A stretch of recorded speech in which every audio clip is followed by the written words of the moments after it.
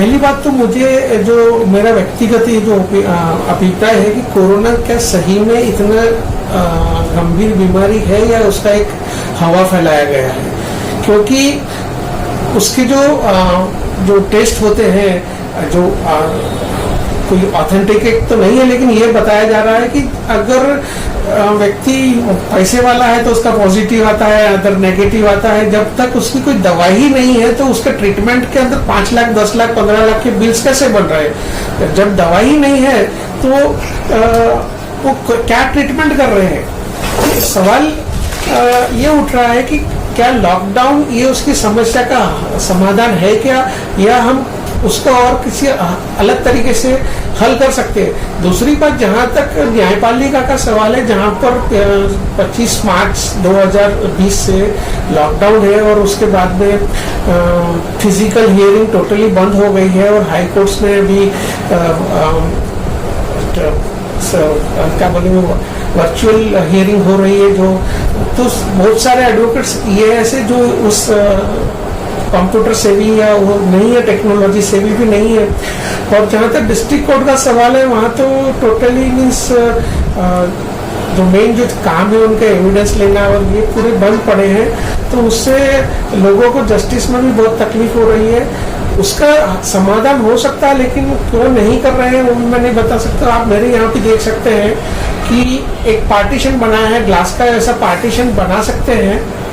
और कोर्ट के अंदर जो मामला है कि एडवोकेट वहां से जो एड्रेस करते हैं वो कम से कम 6 फीट का डिस्टेंस है, तो वहां पर क्यों ये लोग फिजिकल हियरिंग शुरू नहीं कर रहे हैं, एक बहुत गंभीर विषय है। और मैंने उस मामले में हमारे साथियों से और वहां भी चर्चा की कि हम आपको पूरी सहयोग करते हैं और फिजिकल हियरिंग कराने के लिए शुरू करते हैं, लेकिन उनका भी एक कहना है कि उनको हाई कोर्ट और अपर कोर्ट से जो है वहां से उनको डायरेक्शन है कि अभी ये शुरू नहीं हो। नहीं, जहाँ तक जो रेगुलर जो हियरिंग रेगुलर जो है ट्रायल्स है, हियरिंग है, आर्ग्यूमेंट्स है, वो तो टोटली बंद पड़े हुए हैं। सिंपल अभी सिर्फ अर्जेंट मैटर्स जो है, पर्टिकुलरली क्रिमिनल साइड में जो जमानत के और एंटीसिपेटरी बेल्स के मैटर्स है, या जहाँ तक बहुत ही अर्जेंसी आप दिखा सकते हो, तो वहां पे सिविल मैटर्स कुछ चल रहे हैं।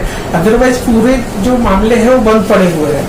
अभी उसको एक प्रॉपर हम सिस्टम तैयार करके शुरू कर सकते हैं, लेकिन उसके लिए इच्छा शक्ति शायद नहीं है।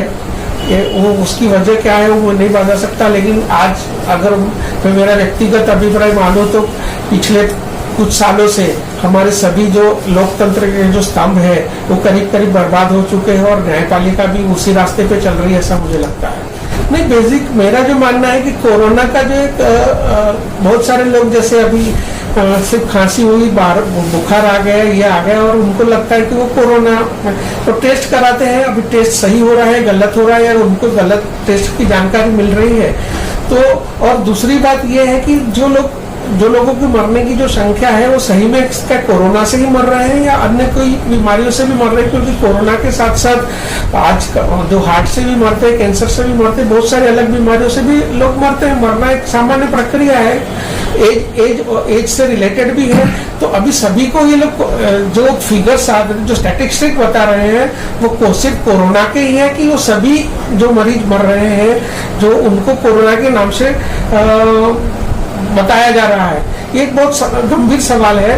और जहां तक बेड का सवाल है, तो जिस तरह से लोगों को एक टीवी का और उसके माध्यम से जानकारी देनी चाहिए कि किस तरह से हम अपने आप को सुरक्षित रख सकते हैं, उस विषय से हटकर हमारा जो इलेक्ट्रॉनिक मीडिया है वो दूसरे जो चीजें हैं उनके ऊपर ज्यादा फोकस कर रहा है। वो एक बहुत ही एक दुखद पहलू है।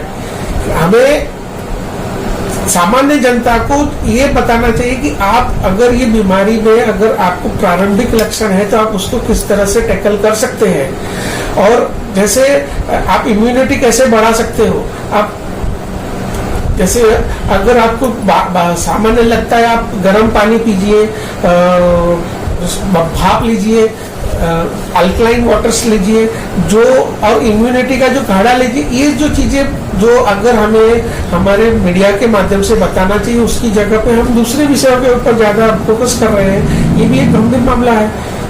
नहीं, देखिए, एक अधिवक्ता के साथ, एक व्यक्ति के साथ अगर इस तरह का व्यवहार हुआ है हॉस्पिटल में, तो हम एक सोच सकते हैं कि सामान्य व्यक्ति है जो जिसकी कोई पहुंच ही नहीं है, उसके साथ में तो क्या व्यवहार होगा।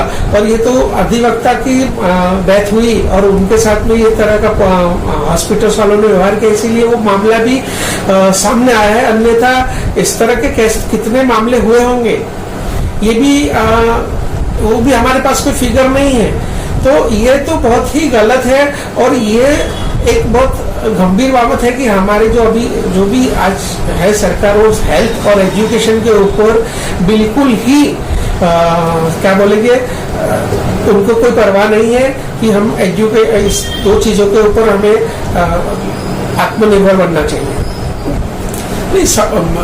कोर्ट में जाने का तो जो अंतिम लक्ष्य होता है, वास्तव में देखा जाए तो अगर हमारे जो भी विधायिका और कार्यपालिका है वो अगर सही निर्णय लेती है और जनहित के निर्णय लेती है और वेल इन एडवांस वो अगर एक्ट करती है, जबकि कोरोना के बारे में पता चल चुका था 2019 के एंड में ही पता चल चुका था, तो उस समय से अगर कार्यपालिका और हमारे जो प्रॉपर तो कोर्ट की तो जरूरत ही नहीं पड़ती। कोर्ट तो एक अंतिम आसरा है सामान्य पब्लिक का कि वहां पर से निर्णय दिया जाए। अभी हम आशा करते हैं कि कोर्ट एक अच्छा निर्णय देगी।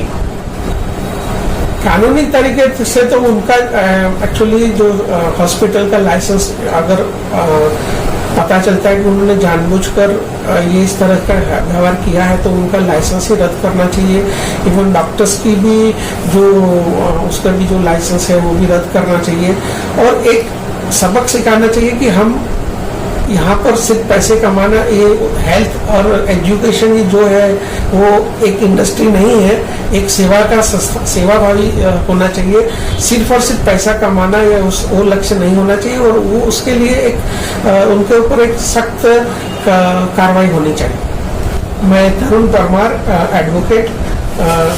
अभी जिस तरह से कोरोना का एक प्रकोप बहुत पूरे देश के अंदर जारी है, तो मेरा सभी पर्टिकुलरली हमारे वकालत फील्ड के जो हमारे साथी हैं उनको एक संदेश है कि हमें हमारे जो पक्षकार हैं उनको बेस्ट तरीके से उनको न्याय दिलाने की कोशिश करनी चाहिए और उसके लिए हमें पूरी दिल लगा के उनका काम करना चाहिए।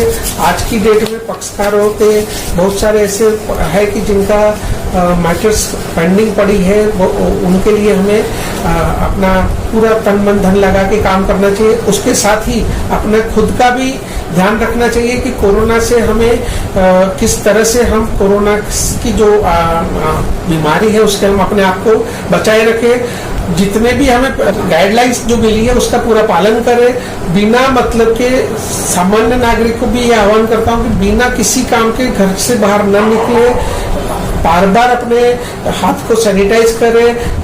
घर से बाहर आने के बाद तुरंत अपने आप को हो सके जो अगर पॉसिबल है तो पूरे कपड़े निकाल दे और बाथ ले ले और कपड़े बदल दे और दिन में आप किसी से भी बिना मतलब के साथ में मिले नहीं और कोरोना की जो ये बनी हुई है चेन उसको तोड़ने में सभी का साथ सहयोग की जरूरत है और आपका सभी का सहकार है, ऐसी मैं आशा